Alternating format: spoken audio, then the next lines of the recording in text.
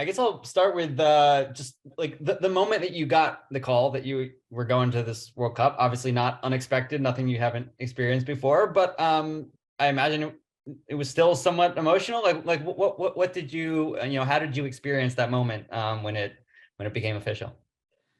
Yeah, we knew that we were expecting to receive calls for, information on who's coming and who's not. And to get that call from Vlatko was a great moment. I was actually expecting a phone call, but he FaceTimed me and I was like, oh, wow, I need to get myself together right now. So that was a little surprise, but it's always a special moment to hear a coach say that you made a roster for a major tournament and to be going to my fourth World Cup. I'm just as excited and anxious as my first one. So I'm really looking forward to it. Let's go to Lakin Littman. Go ahead, Lakin. Hey, Alex.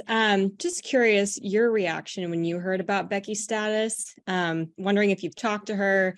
And of course, you're obviously a huge leader on this team, but how does your role as a leader maybe change, if at all, without Becky?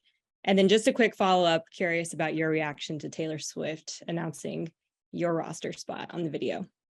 Well, I'll start with the good news. I I was really surprised to see Taylor announce me, but all of the other amazing celebrities, influencers, and people so influential in the soccer world announce the roster was pretty cool. Give US Soccer props for that. And I think they nailed it with Taylor announcing me. I was very happy about that. And she had some really nice things to say, and I feel like we've supported each other a lot. So it was really great to see that. And as far as hearing about Becky's injury and not being able to come to the World Cup due to her timeline for recovery, I actually did speak with Becky and had no idea that she wouldn't be coming to the World Cup. And she told me that I was the second person to know and that she was still processing everything. And I was just already immediately heartbroken for her.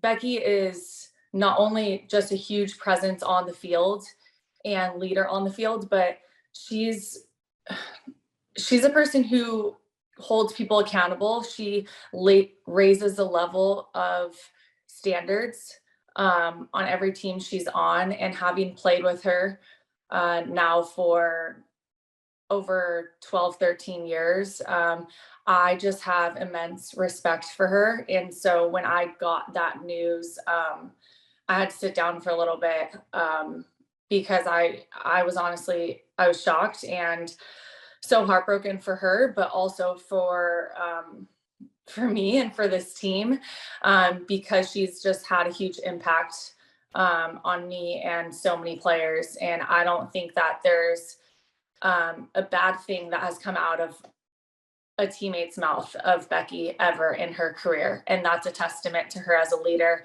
a person, a player.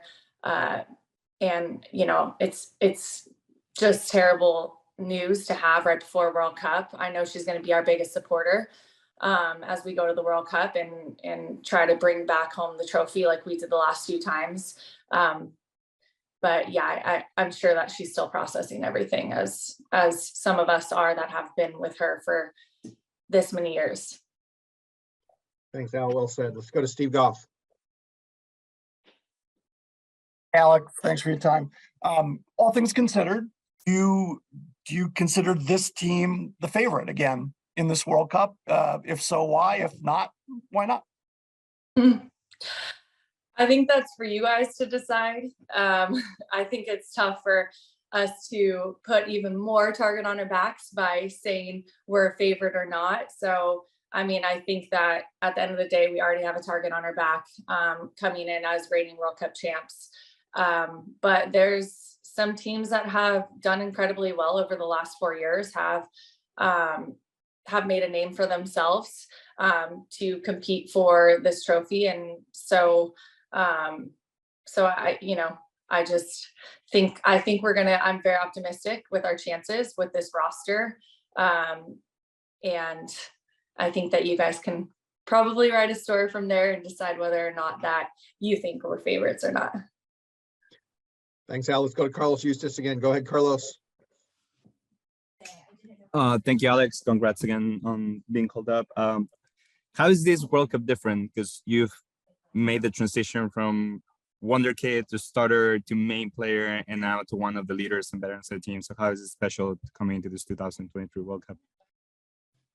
Yeah, I mean, going into each of the last three and now this, my fourth World Cup, is incredibly special in its own way.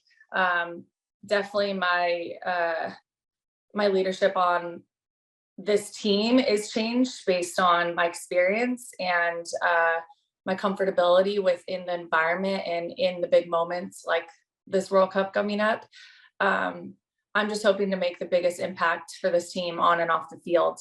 I want to be on the field as much as possible, but I also want to be able to show the younger players who have not been in a major tournament what to expect, where the pressure is going to come from, why we need to stick together and really have this mentality of making it to August 20th and you know, lifting that trophy at the end means that it's going to be an emotional roller coaster. Physically, it's going to be more demanding than you've ever experienced in your life. And so having been through that a couple of times, I want to be able to share that. And I've already talked to some of the other experienced players, Pino being one of them, about how we rally this group of players of, you know, from ages 18 through Pino. I wasn't gonna say it, you said it. Just, you know, just how we can all come together and be incredibly fluid as we go through this World Cup. So that's my hope. Thanks, Al. Last couple for Alex here. Let's go to Alex. Ozzy. Go ahead, Alex.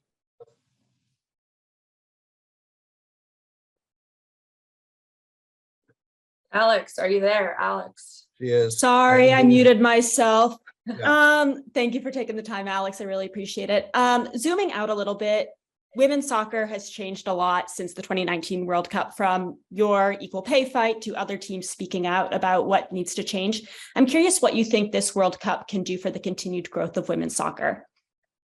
Yeah, personally, our team is in a way different space than we were going into the 2019 World Cup.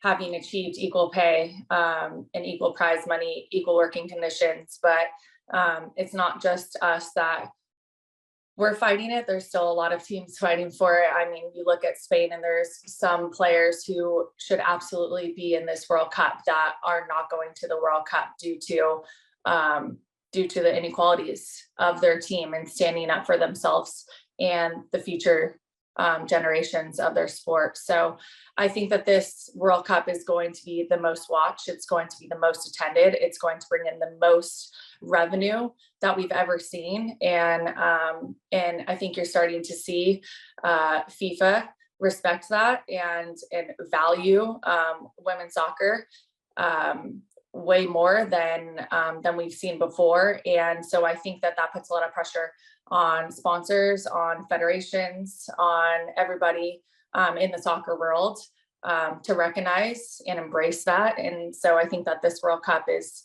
just going to be another testament to the growth of women's soccer. And I believe Australia and New Zealand are going to put on a great show. Awesome. Before we get to Alex's teammate, Naomi Gurma, last question for Alex goes to John Powers. Go ahead, John. Can you hear me now? Yep. Thanks, Aaron. Hi, Alex.